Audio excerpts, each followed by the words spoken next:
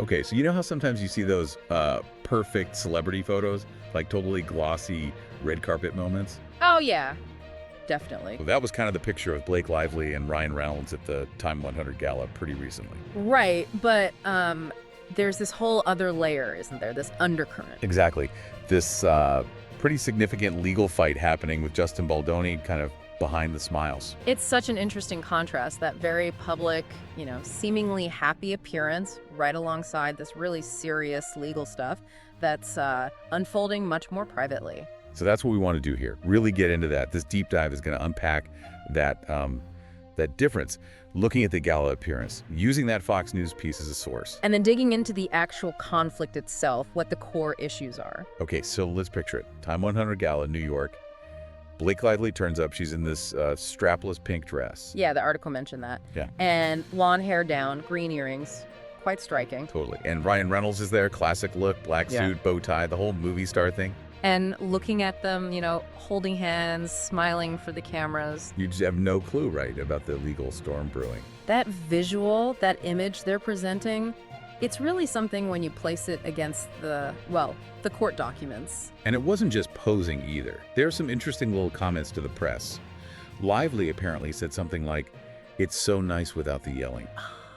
Okay. And Reynolds jumped in, quick, like he does, saying, "I know, right? It's so cordial."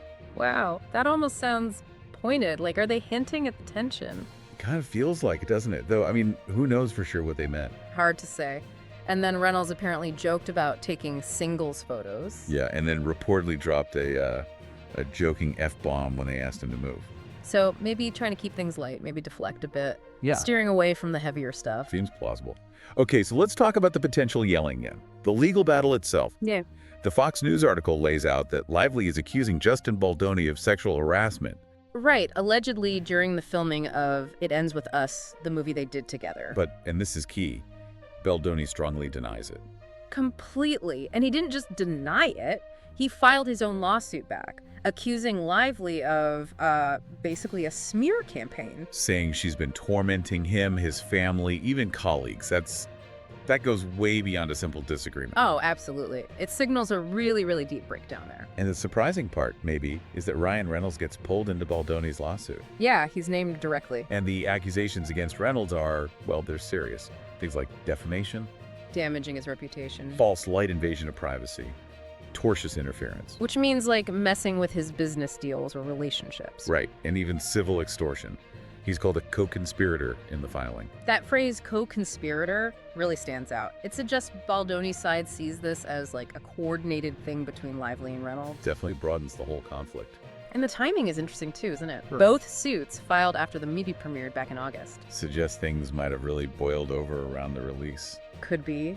And the article made a point of saying there are no signs of settling outside of court. So this could drag on for a while. Looks like they're digging in. Seems that way. It points to a potentially long and probably pretty unpleasant legal fight. Okay, so then there's this other layer. Right before the gala, Blake Lively gets named one of Time's 100 most influential people. A titan. Yeah, adding another twist. And given everything else going on, well, you can imagine the reaction online wasn't exactly uniform praise. Right. The timing is bound to raise eyebrows. The article mentions that social media buzzing, people questioning it. Some calling it a PR stunt, basically. Like trying to manage the narrative because of the lawsuit. Exactly. Comments like, Blake Lively, what did her PR team pay you? That kind of thing. And there was also that mention of the controversy linking an NAACP donation they made to their past wedding venue choice. Yeah, bringing up the plantation history. It adds this whole other dimension of, like, historical and social sensitivity into the mix. It really makes you think, how does the public square these things? The award, the philanthropy, the serious allegations. It's tough, isn't it? How do you weigh these different parts of a public figure's life when they seem so contradictory? Can you even separate the public image from the private legal battles? That's the core question, maybe. But the article does bring in another viewpoint, right? Yeah, about the Time 100 list. it does, yeah. It highlights the profile written about Lively in Time by Sherilyn Ifill. Okay, tell us about that, because Ifill offers a very different perspective, doesn't she? Not the red carpet version. Exactly. Ifill, who used to head the NAACP Legal Defense Fund, she's very clear. She says, look, I don't know the red carpet, Blake Lively. But she knows another side. Yes. She talks about Lively as a philanthropist, someone really engaged with the big problems facing the country. So, more substance there, according to Ifill. Seems so. Ifill mentions Lively and Reynolds reaching out back in 2019 to support the Legal Defense Fund. And she was apparently struck by how much homework Lively had done. It wasn't just writing a check then. Apparently not. Ifill uses words like curiosity, talks about Lively doing sincere work to understand the issues, even mentions Lively being frustrated about, gaps in her own education on American history. Interesting. So Ifill paints her as someone genuinely trying to learn and contribute. That's the picture, yeah.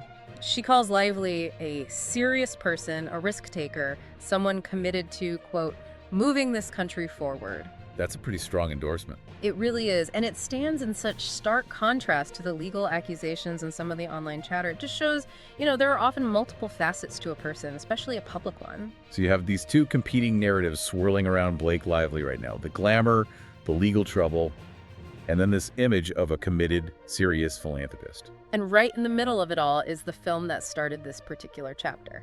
It ends with us. The Colleen Hoover adaptation. That's the one they starred in together. And it seems clear the legal issues really kicked off after that film came out in August. The timing links it all back. So, stepping back, what we're looking at is this.